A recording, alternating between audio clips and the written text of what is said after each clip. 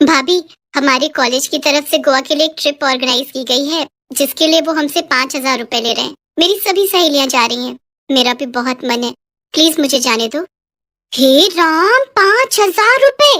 इतने में तो मैं महीने भर का राशन भरवा लूं। कोई जरूरत नहीं है कहीं जाने की। चुपचाप से घर पर रहो और घर के कामकाज में मेरी मदद करो। ये लो, जल्दी से इन कपड़ों को प्रेस कर दो। लेकिन भाभी, अभी तो मुझे कॉलेज के लिए देर हो रही है। मैं शाम को आकर सारे कपड़े प्रेस कर दूंगी। अरे, पढ़ लिख के कौन सी तू कलेक्टर बन जाएगी? शादी के बाद चूल्हा चौका ही तो संभालना है। चल, अब जल्दी से सारे कपड़े प्रेस कर दे। इसके बाद बेचारी शिवानी उस दिन कॉलेज न जाकर सभी कपड़ों को प्रेस करने लग जाती है। शिवानी जब 8 साल की थी, तभी उसके माता पिता का देहांत हो गया था। वो अपने भैया भाभी के साथ रहती थी। उसके भैया भाभी उसके साथ अच्छा बर्ताव नहीं करते थे। अगले दिन सुबह जब शिवानी कॉलेज जाती है तो वहाँ उसका बेस्ट फ्रेंड आकाश उससे पूछता है, अरे शिवानी, कल तुम कॉलेज क्यों नहीं आई? पता है मैं कितनी देर तक तुम्हारी राह देखता रहा। बस यूं ही आकाश, एक्चुअली वो घर में काम ज्यादा था। काम ज्यादा था या फिर तुम्हारी भाभी नहीं चाहती थी कि तुम कॉलेज जाओ? हाँ आकाश, दरअसल मेरी भाभी ने मुझे आने नहीं दिया। वो नहीं चाहती कि मैं कॉलेज जाऊं और पढ़ाई करूं। अगर मैं घर पर पढ़ना भी चाहूं तो वो कोई ना कोई बहाना बनाकर मुझे काम में लगा देती है। तो तुम उनकी शिकायत अपने भैया से क्यों नहीं करती? भैया से कहकर कोई फायदा नहीं है। वो भी भाभी की तरह हर समय मुझसे लड़ते रहते हैं। अपनी शादी से पहले तो वो मुझे बहुत प्यार करते थे, लेकिन जब से भाभी उनकी जिंदगी में आई है, तब से वो बिल्कुल ही बदल गए। शिवानी का उदास चेहरा देखकर आकाश दुखी हो जाता है, क्योंकि वो शिवानी को दिल ही दिल में बहुत चाहता था। लेकिन शिवानी इस बारे में कुछ नहीं जानती। फिर तभी कॉलेज की बेल बजती है और आकाश हंसते हुए शिवानी से कहता है, अरे जल्दी चलो, त्रिपाठी सर का लेक्चर शुरू होने वाला है। अगर देर हो गई ना तो उनका बर्ताव हमारे लिए खराब हो जाएगा। इसके बाद शिवानी और आकाश जोर जोर से हंसने लगते हैं और लेक्चर अटेंड करने के लिए क्लास में चले जाते हैं। ऐसे ही कुछ दिन बीत जाते हैं। फिर एक दिन आकाश शिवानी को अपनी कार में उसके घर छोड़ने चला जाता है, लेकिन गाड़ी से उतरते हुए नैना उसे देख लेती है और शिवानी के घर पहुंचते ही कहने लगती है, ये कोई वक्त है घर आने का? तुम्हारे अंदर कुछ शर्म बची है या नहीं? भाभी, आप इतना नाराज क्यों हो रही हो?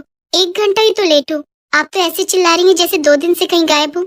मुझसे जुबान लड़ाती हो। अगर आज तुमसे 1 घंटे का हिसाब नहीं लिया ना, तो कल से 2-2 दिन भी गायब रहने लगोगी। अब जो मैं पूछ रही हूँ उसका सीधा सीधा जवाब दो। भाभी, कल से मेरे एग्जाम शुरू होने वाले हैं, तो लाइब्रेरी में बैठकर पढ़ाई कर रही थी। घर पर तो आप मुझे पढ़ने नहीं देती, किसी न किसी काम में लगाए रखती हैं। अच्छा बेटा, जुबान तो कैंची की तरह चलती है तुम्हारी। आखिर कौन था वो लड़का जो तुम्हें यहाँ छोड़ने आया था? वो मेरे कॉलेज में मेरे साथ ही पढ़ता है। आज पढ़ाई के चक्कर में थोड़ा लेट हो गई थी, इसलिए वो मुझे घर ड्रॉप करने आया था। आजकल बड़े पंख लगे हुए हैं तुम्हारे। आज किसी के साथ रात को घर आई हो, कल किसी के साथ शादी करके आ जाओगी, तो क्या इज्जत रह जाएगी हमारी? आने दो तुम्हारे भैया को, उन्हें भी तो पता चले क्या गुल खिला रही है उनकी बहना। शिवानी नैना को समझाने की बहुत कोशिश करती है कि जैसा वो सोच रही है ऐसा कुछ भी नहीं है, लेकिन नैना शिवानी की एक नहीं सुनती और अपने पति मयंक के घर आते ही शिवानी के खिलाफ उसके कान भर देती है। अगली सुबह शिवानी जैसे ही तैयार होकर कॉलेज के लिए निकलने लगती है, तभी मयंक उसे रोकते हुए कहता है, शिवानी, आज से तुम कॉलेज नहीं जाओगी। लेकिन क्यों भैया, आज तो मेरा एग्जाम है। अरे बहुत कर ली तुमने पढ़ाई, अब घर पर रहकर घर के कामकाज सीखो। इससे पहले कि तुम हमें कहीं मुंह दिखाने लायक नहीं छोड़ो, उससे पहले ही हम तुम्हारी शादी कर देंगे। शादी? इतनी जल्दी भैया? नहीं भैया, जब तक मैं पढ़ाई पूरी नहीं कर लेती तब तक मैं शादी नहीं करूंगी। शिवानी, तुम्हें पता है ना, मैंने एक बार जो फैसला ले लिया सो ले लिया। कल शाम तुम्हें देखने लड़के वाले आ रहे हैं, तुम तैयार है ना? हम जल्द ही तुम्हारी शादी कर देंगे। शिवानी अपने भाई को समझाने की बहुत कोशिश करती है, लेकिन मयंक उसकी बिल्कुल नहीं सुनता। और उधर कॉलेज में बैठा आकाश कब से शिवानी की राह देख रहा होता है। एग्जामिनेशन हॉल में शिवानी के न आने के कारण आकाश भी वहाँ से बिना पेपर दिए ही चला जाता है। एग्जाम खत्म होने के बाद शिवानी और आकाश की दोस्त निधि आकाश के पास आकर बैठती है और उससे कहती है, आकाश तुम पागल हो गए हो क्या, जो बिना पेपर दिए आ गए? निधि यार, आज शिवानी कॉलेज नहीं आई, मुझे कुछ ठीक नहीं लग रहा। क्या तुम उसके घर जाकर पता कर सकती हो कि आखिर बात क्या है?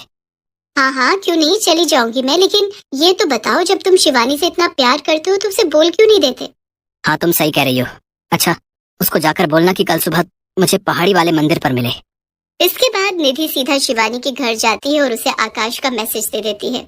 अगले दिन सुबह शिवानी आकाश से जाकर मंदिर में मिलती है और रोते हुए उससे कहती है, आकाश, मेरे भैया भाभी जबरदस्ती मेरी शादी एक अनपढ़ तलाकशुदा मर्द के साथ कर रहे हैं, और तो और उसके 2 बच्चे भी हैं। क्या? लेकिन वो ऐसा क्यों कर रहे हैं? क्योंकि उसके पास बहुत पैसे हैं और उन्हें लगता है कि अगर मेरी शादी अमीर घर में हो जाएगी तो उन्हें भी किसी चीज की कमी नहीं होगी। निधि ने मुझे सब बता दिया है और अब इस दलदल से निकलने का सिर्फ एक ही रास्ता है कि तुम अपने भैया भाभी का घर छोड़ दो। लेकिन फिर मैं कहाँ जाऊंगी? भैया के अलावा इस दुनिया में मेरा है ही कौन? तुम मेरे घर चलो शिवानी, मैं सच कह रहा हूँ, मैं तुम्हें कभी किसी चीज की कमी नहीं होने दूंगा। लेकिन आकाश, तुम्हारे घर पर इस तरह रहना लोग क्या कहेंगे? तुम्हारे घर वाले क्या सोचेंगे? नहीं, मुझे ठीक नहीं लग रहा। शिवानी, आज हम मंदिर में खड़े हैं और मैं भगवान के सामने तुमसे कुछ भी झूठ नहीं कहूंगा। मैं तुम्हें बहुत प्यार करता हूँ और जिंदगी भर तुम्हारे साथ रहना चाहता हूँ। क्या तुम मुझसे शादी करोगी? शिवानी, मैं भगवान को साक्षी मानकर उम्र भर तुम्हारा साथ निभाने का वादा करता हूँ। तुम्हें हर हाल में खुश रखूंगा और हमेशा तुम्हारा साथ दूंगा। आकाश की बात सुनते ही शिवानी दंग रह जाती है और कुछ कह पाती उससे पहले ही आकाश कुमकुम उठाता है और उससे शिवानी की मांग भर देता है। आकाश की बातों ने शिवानी का मन भी जीत लिया। शायद उसे जिंदगी में पहली बार किसी ने इतना प्यार दिया था और वो राजी खुशी आकाश के साथ मंदिर में अग्नि को साक्षी मानकर शादी कर लेती है। शादी करने के फौरन बाद शिवानी आकाश के साथ अपने घर पहुंचती है तो उसकी भाभी उसको देखते ही जोर जोर से छाती पीटने लगी। हाय राम, ये क्या कर डाला इस लड़की ने? हमें कहीं मुंह दिखाने लायक नहीं छोड़ा। जिस बात का डर था वही हुआ। इस लड़की ने हमारे मुंह पर कालिक पोत दी। अच्छा, जब तुम पैसों की खातिर मेरी उस तलाकशुदा बच्चों के पिता से शादी करवाने जा रहे थे तब कुछ नहीं, और अगर मैंने अपनी पसंद के लड़के से शादी कर ली तो तुम्हारे खानदान की इज्जत मिट्टी में मिल गई। शिवानी, ये तुमने अच्छा नहीं किया। अब निकल जाओ मेरे घर से और फिर कभी मुझे अपनी शक्ल भी मत दिखाना। आज से तुम हमारे लिए मर गई। मर तो मैं आपके लिए उसी दिन गई थी भैया जिस दिन भाभी ब्याह कर इस घर में आई थी। बस ये बात कहने में आपको कई साल लग गए। इसके बाद आकाश शिवानी को अपने घर लेकर जा रहा होता है। तभी गाड़ी में बैठी शिवानी आकाश से पूछती है, आकाश, तुम्हें डर नहीं लग रहा? मुझे तो बहुत डर लग रहा है। ना जाने तुम्हारे मम्मी पापा क्या कहेंगे। पता नहीं वो हमारे रिश्ते को अपनाएंगे भी या नहीं। तुम घबराओ नहीं शिवानी, ऊपर वाले ने चाहा तो सब ठीक ही होगा। घर पहुंचते ही आकाश गाड़ी से उतरता है और शिवानी की तरफ का गेट खोलते हुए उसे बाहर आने के लिए कहता है। शिवानी घबराई हुई धीरे धीरे घर के दरवाजे तक जाती है तो देखती है कि एकदम से उनके ऊपर फूलों की बारिश होने लगती है और उसकी सास हाथ में आरती की थाल लिए खड़ी होती है। शिवानी ये सब देखकर दंग रह जाती है। आकाश के मम्मी पापा ने बहुत ही अच्छे से शिवानी का स्वागत किया और तोहफे के रूप में उसे सोने के गहने भी दिए। इसके बाद शिवानी और आकाश ने माता पिता के पैर छूकर उनका आशीर्वाद लिया। फिर शिवानी ने आकाश से पूछा, आकाश, अब तो बता दो ये सब क्या हो रहा है? तुम्हारे मम्मी पापा गुस्सा होने की जगह हमारी आरती उतार रहे हैं। मुझे तो कुछ समझ नहीं आ रहा। बताता हूँ बाबा, सब बताता हूँ। दरअसल मैंने अपने माता पिता को तुम्हारे बारे में पहले ही बता दिया था और उन्होंने ही मुझसे कहा था कि मैं आज ही तुमसे शादी कर लूं और तुम्हें उनकी बहू बनाकर इस घर में ले आऊं। और ये सब तैयारी, ये भी उन्हीं का ही आइडिया था। ओहो, तो इसीलिए मंदिर में मेरे जवाब का इंतजार किए बिना ही तुमने मेरी मांग में सिंदूर भर दिया, ताकि मेरे पास मना करने का कोई कारण ही ना रहे। हाँ, मेरे मम्मी पापा सुबह से इन सब तैयारियों में लगे हुए थे। उन्होंने ही घर को सजाया, तुम्हारे मेरे लिए गिफ्ट लेकर आए और ये फूलों वाला आइडिया ये भी उन्हीं का ही था। सच में आकाश, तुम्हारे मम्मी पापा बहुत अच्छे हैं। तुम्हारे नहीं बल्कि हमारे। आज से वो तुम्हारे भी तो मम्मी पापा हैं। हाँ हाँ, हमारे मम्मी पापा बहुत अच्छे हैं। इसके बाद दोनों ने अपनी ग्रेजुएशन पूरी की और फिर दोनों की ही एमएनसी कंपनी में नौकरी लग गई।